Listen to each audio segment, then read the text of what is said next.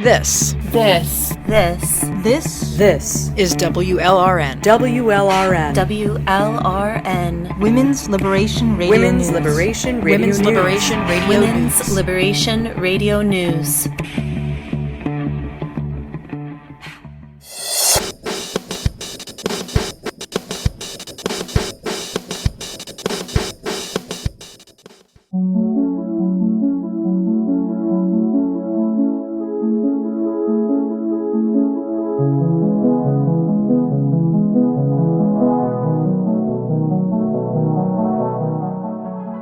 All women and girls on this planet face the threat, if not the reality, of male violence. But for black women and girls in the United States and so many other countries, personalized violence at the hands of boyfriends, husbands, exes, male relatives, and male strangers hunting for sex isn't the only kind to worry about. Black women and girls are also the targets of male institutions. The cops, the government, the public school system, the military, and the medical system. At the intersection of their sex and their race lies a particular vulnerability to the powerful white men who control society at large. White men with power, and most of the people with power in the U.S. are white men, rape, brutalize, and kill black women and girls with legal impunity. Male violence is used to enforce white supremacy on a systemic scale, just as male violence has been used to enforce male supremacy in every society on Earth for thousands of years. To understand and address the black female condition in America and much of the world, we have to acknowledge that male violence is different and greater for them than it is for white women. And if we as radical and lesbian feminists are serious about calling out male violence in our patriarchal societies, we must protest the white supremacist social hierarchy, because this hierarchy is the motive for much of the male violence black women and girls experience throughout their lives. There has never been a time in the United States where black female existence has been free of violence. I'm sure the same can be said of all other white majority nations and the other countries included in the African diaspora. Racism is an inherently violent prejudice. Slavery and colonialism are inherently violent, and it was these violent practices that brought the first black women and girls to the United States, Western Europe, the Caribbean, Central and South America, etc. Even on the African continent, black women and girls have suffered white male violence in their own homelands for centuries. In the United States, slavery became the Jim Crow era of racial segregation, which then became the post-integration era of continued police brutality and unfair imprisonment of black Americans we're living in today. Throughout the United States' entire history, the white government and white institutions have violently persecuted black women and girls, echoing the more personal white violence performed by white civilians on a larger scale. So much of the black woman's suffering is couched in this state violence that if feminists only took issue with the male violence of heterosexual relationships and families, we would be missing half the picture of black female oppression. If the black woman and the black girl could be safe from male violence in their own homes, in their families, in their heterosexual relations and communities, it still wouldn't be enough. They would continue to face danger in the streets, rape and murder at the hands of cops who escape legal punishment, medical abuse and violence in hospitals and mental institutions, violence at the hands of pimps and johns in the prostitution and sex trafficking industries, male violence from authority figures in schools and prisons, etc.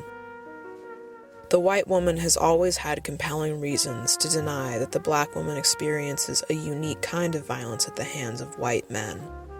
White male violence protects the system that benefits white women and girls on the racial axis of privilege.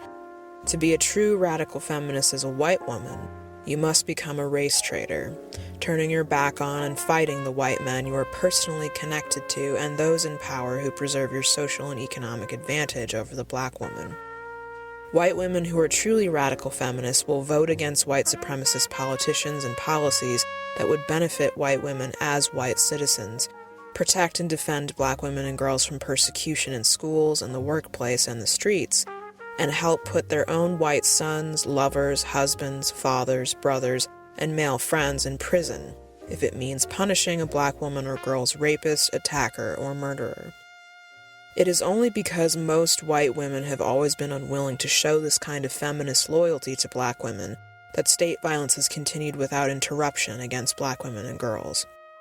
White women have been complicit in anti-black racism all along, and part of feminist consciousness raising is deprogramming our own racism in order to better love and support black women and all other non-white women. At the end of the day, state systems are made of individual people, predominantly white men. These white men have wives, mothers, daughters, girlfriends, and even white female colleagues who prop them up. Women can't change men, but we can reject them, resist them, act against them. If non-black women wanted to stop state violence against black women and girls, we could, just as we could end patriarchy if most of us chose separatism instead of cooperation with men. We underestimate the collective power women have to influence male behavior and male systems through simply refusing to reward and support men in our personal lives and also in our workplaces. The female sex makes up little more than half the population. If a majority of women in the U.S. united against racist state violence through live protests, economic boycotts, and abandoning racist white men in our social lives, we could effect real change. Taking this kind of action requires us to genuinely care about black women and girls the way we care about ourselves. The suffering and deaths of innocent black women and girls should enrage all women in society and incite our compassion and our desire to find a permanent solution. If we feel that compassion and rage as much as we would for ourselves, there will be no limit to how far we're willing to go in our campaign against racist state violence against black women and girls. Feminism is meant to liberate all females from all forms of male violence and oppression. We tend to focus predominantly on interpersonal violence between women and the men they know, because it accounts for the overwhelming majority of violence against women in our society. But we can't forget the women and girls who are victims of the male state, who are terrorized by police and the military and other government and public institutions. The male state is simply a reflection of what individual men believe and desire to do. State violence is racist because individual men are racist, and as long as racist men hold power at the state level, black women and girls will continue to be unjustly targeted and brutalized, along with black men and boys. While we as feminists may not be able to transform racist males into anti-racists, we can ourselves live anti-racist lives and do our best to support and protect black women and girls in every context. We can put the safety and well-being of these women and girls over any beneficial relationship we may have with a man who is a part of the problem.